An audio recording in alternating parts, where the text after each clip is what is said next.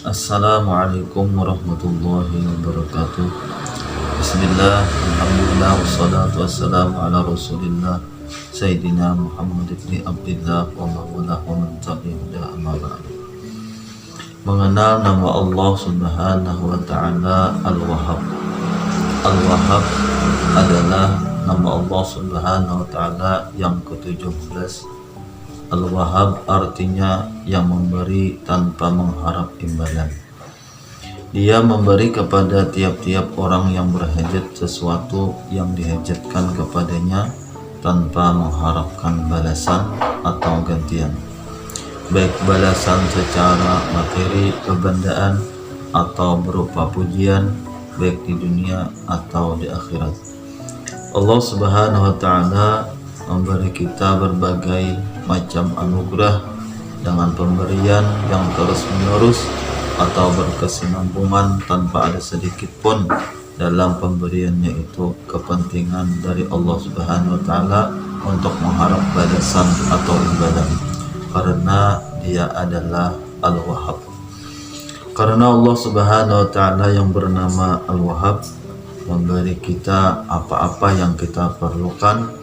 Lalu apakah yang sebenarnya kita perlukan dalam hidup ini? Di dalam Al-Quran disebutkan, Rabbana la tuzigh qulubana ba'da idh hadaitana wa hab lana min ladunka rahmah innaka antal wahhab. Artinya, wahai Tuhan kami, jangan Engkau cenderungkan hati kami pada kesesatan sesudah Engkau berikan petunjuk kepada kami, dan berikanlah bagi kami dari sisi Engkau rahmat, sesungguhnya Engkau maha memberi. Di dalam ayat itu disebutkan, wahab lana min ladunka rahmatan, artinya dan berikanlah bagi kami dari sisi Engkau rahmat. Di situ ada isyarat dari Allah subhanahu wa ta'ala kepada kita bahwa yang kita perlukan di dalam hidup kita ini adalah rahmat, dan yang bisa memberikan rahmat itu hanya satu, yaitu Allah subhanahu wa ta'ala. Apakah arti rahmat itu? Ilmu, harta, pangkat, dan kesehatan adalah nikmat, akan tetapi belum tentu menjadi suatu rahmat. Nikmat bisa menjadi ajab, dan rahmat adalah sebagian dari nikmat Allah subhanahu wa ta'ala yang besar yang hanya diberikannya kepada orang-orang yang mendapat petunjuk. Sebaiknya kita jangan meminta nikmat kepada Allah subhanahu wa ta'ala. Allah subhanahu wa ta'ala mengajari kita supaya kita berdoa memohon diberi rahmat, karena yang kita perlukan adalah rahmat. Harta adalah menjadi nikmat apabila kita gunakan kepada taat, akan tetapi apabila kita gunakan kepada maksiat maka menjadilah azab. Jadi yang harus kita minta kepada Allah subhanahu wa ta'ala adalah rahmatnya, sebagaimana firman Allah subhanahu wa ta'ala, wahab lana min ladunka rahmah, artinya dan berikanlah bagi kami dari sisi Engkau rahmat. Ada usaha-usaha untuk mendapatkan rahmat dari Allah subhanahu wa ta'ala. Pertama adalah mendekati orang-orang yang telah diberikan rahmat oleh Allah subhanahu wa ta'ala.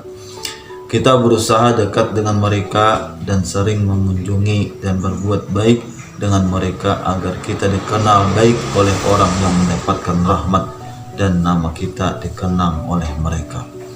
Yang kedua, seringlah membaca atau mendengar riwayat hidup atau menakib para anbiya, para aulia, dan para salihin. Di dalam hadis Nabi Muhammad SAW disebutkan, inda dzikri salihin tanzilur rahmat, artinya ketika disebutkan atau diceritakan orang-orang saleh, rahmat Allah akan turun.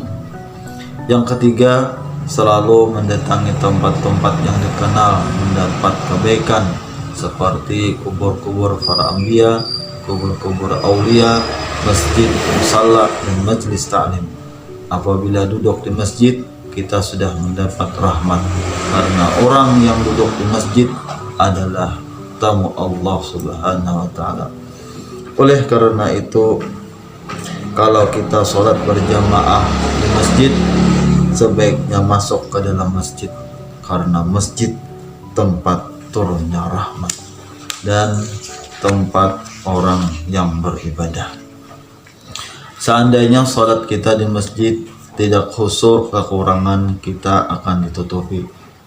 Apabila seseorang sudah beriman dengan Al-Wahhab, maka Al-Wahhab itu akan masuk ke dalam diri orang itu, kemudian akan menimbulkan satu akhlak untuk meneladani sifat-sifat dari Al-Wahhab ini.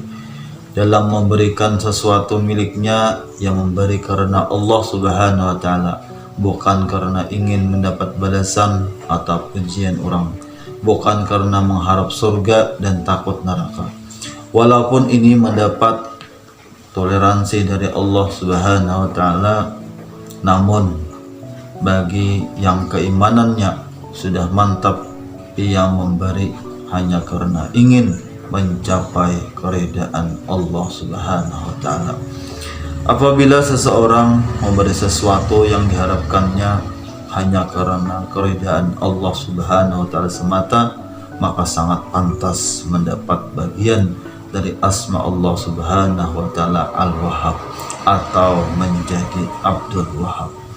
Sebaliknya, apabila memberikan sesuatu tidak karena Allah Subhanahu wa taala, karena menghendaki sesuatu balasan atau imbalan jasa misalnya, maka ia belum mendapat bagian dari nama Allah Subhanahu wa taala Al-Wahhab.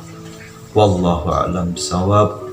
Semoga bermanfaat. Assalamualaikum warahmatullahi wabarakatuh.